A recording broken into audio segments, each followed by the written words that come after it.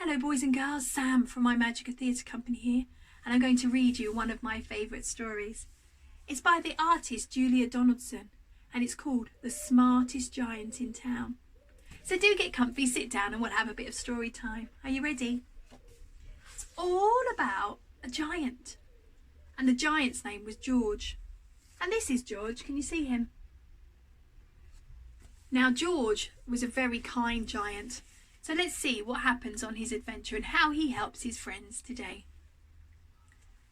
George was a giant, the scruffiest giant in town. He always wore the same pair of old brown sandals and the same old patched up gown. I wish I wasn't the scruffiest giant in town, he said sadly.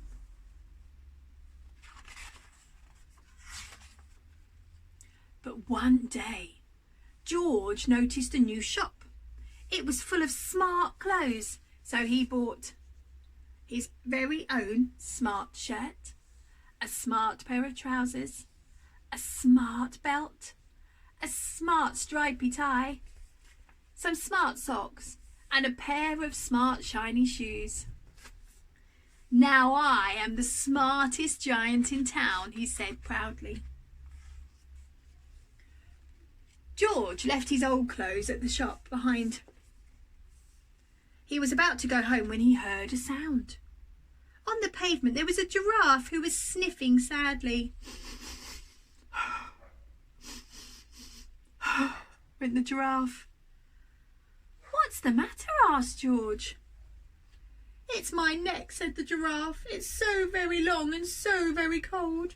I wish I had a warm scarf.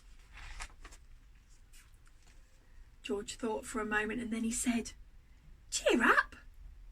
And he took off his stripy tie. It didn't match my socks anyway, he said, and he wound it round and round the giraffe's neck. It made a wonderful scarf. Thank you, said the giraffe. And as George strode home, he sang to himself, My tie is a scarf for a cold giraffe. But look me up and down, I'm the smartest giant in town. Oh, that was very nice of George to share his tie, wasn't it? Next, George came to a river.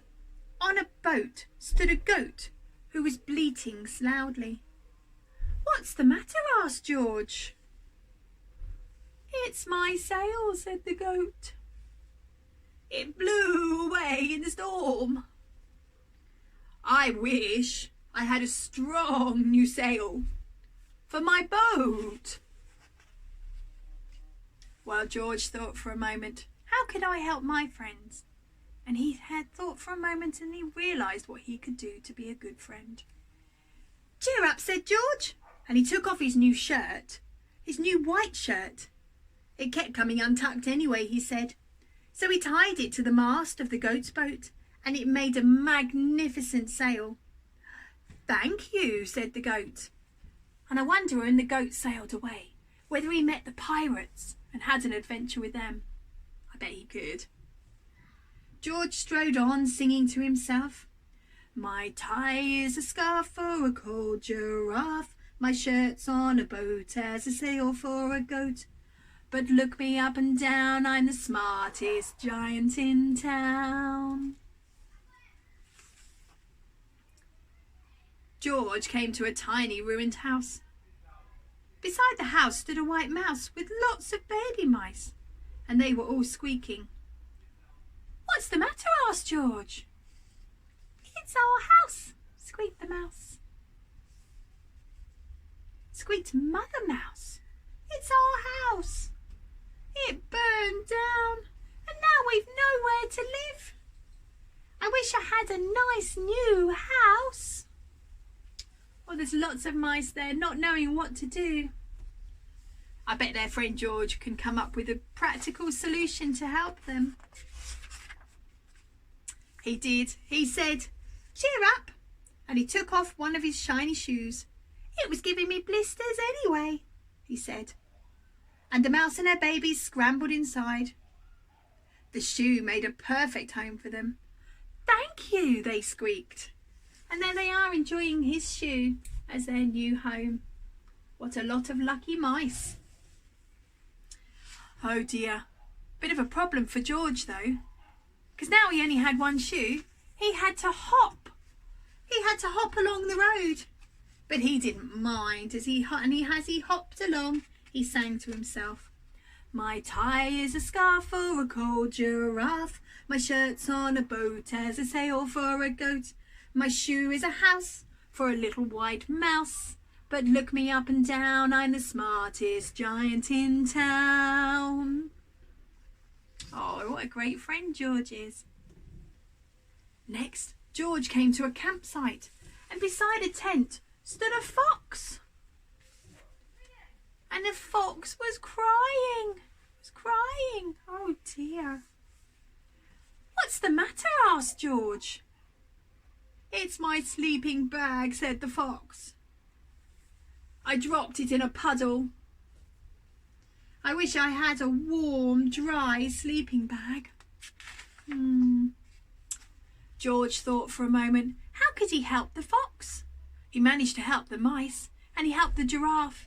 So was there a way he could help his friend the fox? I know. Cheer up, said George, and he took off one of his socks with the diamonds up the side. It was tickling my toes anyway, he said, and as the fox snuggled into it, as it made a very fine sleeping bag. Thank you, said the fox. Well, George was feeling quite pleased with himself now for helping his friends out. But he was still hopping along, as he only had one shoe. And as he did, he was singing to himself. He sang, my tie is a scarf for a cold giraffe. My shirt's on a boat as a sail for a goat. My shoe is a house for a little white mouse. One of my socks is a bed for a fox. But look me up and down, I'm the smartest giant in town.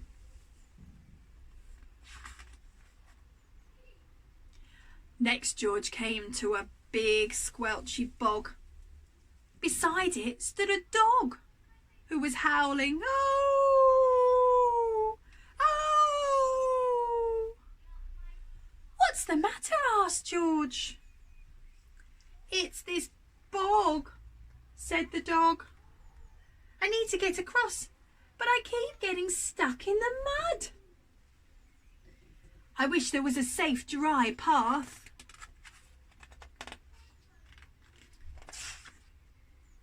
Well, I'm sure George could think of a solution for the dog, so he wouldn't want to keep getting stuck in the bog. Cheer up, said George, and he took off his smart belt.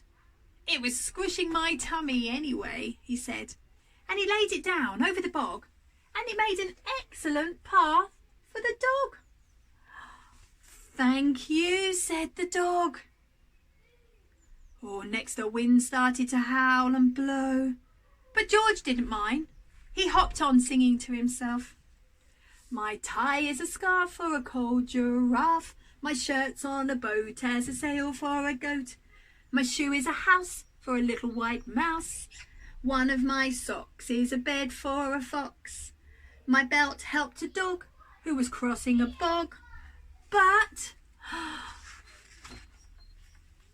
no, my trousers keep falling down. Oh dear. That's not great for George, is it? Can't really carry on with his trousers falling down. Suddenly George felt very sad and very shivery and not at all smart. He stood on one foot and thought, I'll have to go back to the shop and buy some more clothes, he decided. So he turned around and he hopped all the way back to the shop. I think he had quite a long way to go.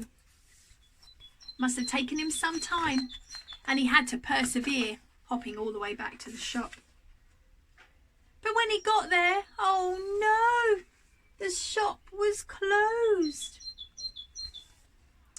Oh no, cried George, and he sat down on the doorstep, and a tear ran down his nose. He felt very sad, as all the animals had felt when he'd met them on their way home.